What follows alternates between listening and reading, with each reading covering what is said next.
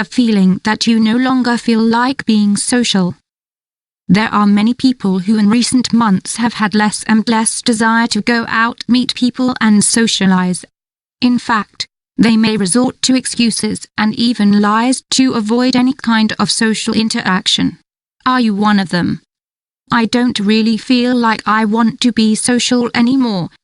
I used to accept all the invitations I got, but now it's really hard for me to go out and meet people. If this sounds like you, you're not the only one. In fact, in the last 18 months, in the wake of the pandemic, many people have changed their social habits. But is it really a problem? It is clear that each person decides how he or she wants to live and work at any given time. This is not a pathological problem. However, this particular phenomenon has some social and psychological interest. This is because certain events sometimes make us reflect on certain aspects of our lives. Before the pandemic, you might have just tended to do things out of habit. Now you probably choose to feel more, and are therefore inclined to have more specific and emotionally significant experiences. In some cases, however, the desire to socialize less can become problematic and lead to social anhedonia. We take a look at this here. Social interaction is a decisive factor for your physical and mental well-being. Nevertheless, this psychological reality sometimes falls due to various factors. Why you feel like you no longer feel like being social. The fact that you've spent a lot of time at home may have changed you more than you think. It has e.g. changed your patterns of interaction, and even your way of working has followed a different pattern. In addition, your home has become a sanctuary. In fact, there are those individuals who still avoid going out into the world in the same way as before, with the same energy, enthusiasm and confidence. This means that many people now experience less desire to be social. They just don't feel the same way as before. In fact, it has become so widespread that it has developed into a phenomenon. Professor Jeff Hancock has conducted a study in this regard. In this study, they identified what they called butler lies. These are the excuses you send in messages when someone suggests meeting up. In fact, it seems that messages like "my phone was on silent so I didn't see your message," "I haven't checked my social media recently," or "I have so much to do," are common lately.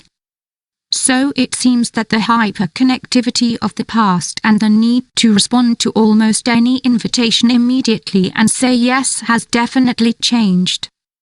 Undoubtedly, interaction habits have changed. In some cases this can be beneficial. It allows you to invest more in yourself and decide what is best for you at all times. However, it can also sometimes reveal the problem of social anhedonia. You are not feeling well. When you don't feel good mentally, you just don't want to interact with others. In fact, you might not even want to leave the house. It's actually a sad reality that we still don't talk enough about the underlying issues behind anxiety and depression, which are increasingly evident in the population today. In these cases, people tend to feel disinterested and experience a lack of energy and courage to communicate with others. They may also experience feelings of unreality and a lack of meaning in connection with friends, family, etc. Moreover, behind these kinds of realities may lie a mood disorder. Social anhedonia. Social anhedonia is not directly related to depression or anxiety. In fact, it implies a preference for solitude, a lack of social skills, and a desire for isolation. People who suffer from it are often extremely psychologically vulnerable. In fact, they experience a complete lack of interpersonal reward in interactions. This condition often becomes chronic. Sometimes it is also directly linked to autism spectrum disorders or schizophrenia. Rethink what and who you want in your life. When you feel like you no longer feel like being social, you may be in the midst of an important transition. That's because hard times often make you reflect. Therefore, this lack of desire to meet with your friends or colleagues may be because you are considering making some changes. Moments of crisis make you rethink what you want in your life and who you want in it. This process takes time. Therefore, it is normal to want to disconnect from the world so that you can think about it and make a decision. You need time to regain your desire to be social. There is no need to immediately go back to the way you were.